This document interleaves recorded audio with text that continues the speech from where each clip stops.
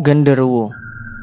Bagi kalian yang mengikuti kisah-kisah mistis di Indonesia, pastinya sudah tidak asing lagi dengan nama genderuwo. Makhluk yang konon memiliki postur tubuh tinggi besar, berkulit hitam legam dengan rambut tebal yang menutupi badannya ini, ternyata dipercaya keberadaannya oleh masyarakat Hindu dan Buddha pada saat agama Islam belum memasuki Indonesia. Istilah genderuwo sendiri berasal dari bahasa Kawi, yakni Gandarwa. Lalu istilah itu akhirnya lebih dikenal dengan nama genderuwo setelah beradaptasi dengan bahasa Jawa.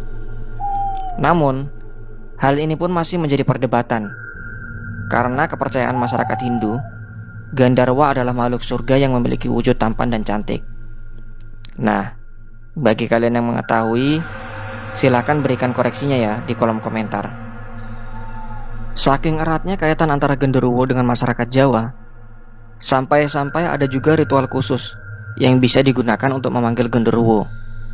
Lucunya, saat ini orang memanggil genderuwo biasanya untuk meminta nomor togel. Genderuwo sendiri diyakini menyukai sate gagak. Jadi, jika kamu menyembelih burung gagak lalu memanggangnya, besar kemungkinan genderuwo akan datang. Apa kalian berani mencobanya? Bagi kalian yang punya nyali, ya silakan saja. Nah, kembali ke asal-usul genderuwo. Mitosnya genderuwo berakar dari mitos kuno Persia yang mengenal makhluk tersebut dengan nama Gandarewa.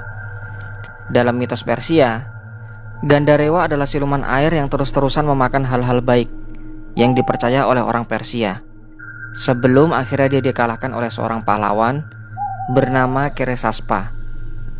Setelah diadaptasi oleh masyarakat Hindu-Buddha, genderuwo akhirnya jadi lebih dikenal sebagai makhluk berkelamin pria yang tinggal di kayangan. Sebagian masyarakat Jawa percaya bahwa genderuwo berasal dari arwah orang yang meninggal secara tidak sempurna, bisa akibat bunuh diri, penguburan yang tidak sempurna, ataupun kecelakaan, sehingga arwah orang tersebut merasa penasaran dan belum mau menerima kematiannya.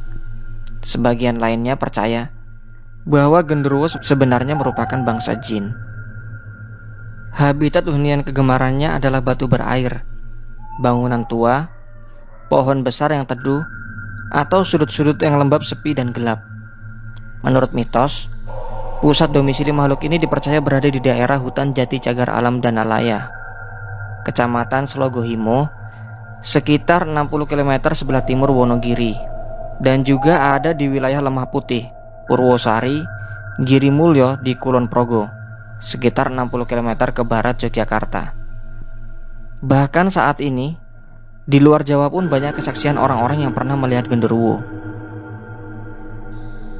Genderuwo dipercaya dapat berkomunikasi dan melakukan kontak langsung dengan manusia. Berbagai legenda menyebutkan bahwa genderuwo dapat mengubah penampakan dirinya, mengikuti wujud fisik seorang manusia, dengan tujuan untuk menggoda sesama manusia. Tidak hanya itu, ia pun dipercaya sebagai sosok hantu yang iseng dan cabul, karena kegemarannya menggoda manusia, terutama kaum perempuan dan anak-anak. Genderuwo kadang-kadang suka menepuk pantat perempuan, mengelus tubuh perempuan ketika ia sedang tidur, bahkan sampai memindahkan pakaian dalam perempuan ke orang lain. Kadang genderuwo muncul dalam wujud makhluk kecil berbulu yang bisa tumbuh membesar dalam sekejap. Genderuwo juga gemar melempari rumah orang dengan batu kerikil di malam hari. Salah satu kegemaran genderuwo yang paling utama adalah menggoda istri-istri kesepian yang ditinggal suami atau para janda. Bahkan kadang genderuwo bisa sampai melakukan hubungan seksual dengan mereka. Dipercaya bahwa benih dari genderuwo dapat menyebabkan seorang wanita menjadi hamil dan memiliki keturunan dari genderuwo. Menurut legenda, genderuwo memiliki kemampuan gendam untuk menarik wanita agar mau bersetubuh dengannya.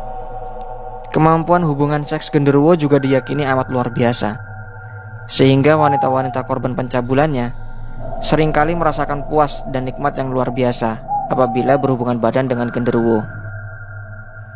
Namun biasanya, wanita korban yang disetubuhi oleh genderuwo tidak akan sadar bahwa ia sedang bersetubuh dengan genderuwo, karena pada saat itu genderuwo sedang menyamar sebagai suami atau kekasih korban dalam melakukan hubungan seksual.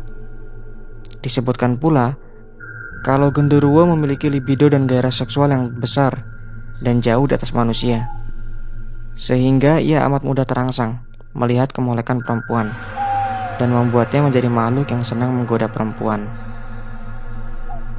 Ada legenda menyatakan genderuwo kadang sedang bersemayam di dalam rahim perempuan. Perempuan yang rahimnya disemayami oleh genderuwo akan memiliki gairah seksual yang tinggi dan tak mampu menahan gairahnya. Si perempuan akan senang melakukan hubungan intim. Apabila pasangan si perempuan tak mampu mengimbangi gairahnya, maka ia tak akan segan mencari pasangan lain. Hal ini terjadi karena gairah si wanita dikendalikan oleh genderuwo. Apabila si wanita melakukan hubungan intim, maka si genderuwo yang bersemayam di dalam rahimnya akan merasakan nikmat dari hubungan intim yang dilakukan wanita tersebut. Dalam kepercayaan Jawa, tidak semua genderuwo bersifat jahat.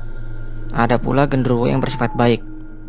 Genderuwo yang bersifat baik ini dipercaya biasanya menampakkan wujudnya sebagai seorang kakek tua berjubah putih yang kelihatan amat berwibawa.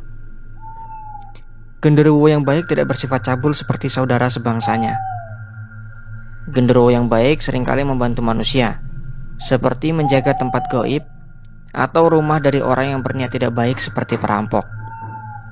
Pernah juga terdengar bahwa genderuwo yang bersifat baik kadang-kadang membantu menyunat anak-anak dari keluarga yang tidak mampu. Nah, demikianlah mitos atau cerita yang bisa admin sampaikan. Sebenarnya masih banyak kisah-kisah mengenai genderuwo yang nantinya akan admin ceritakan dalam video lainnya.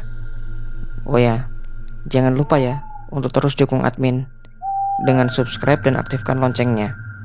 Silakan juga share videonya ke teman-teman kalian. Sampai jumpa kembali ya di video selanjutnya.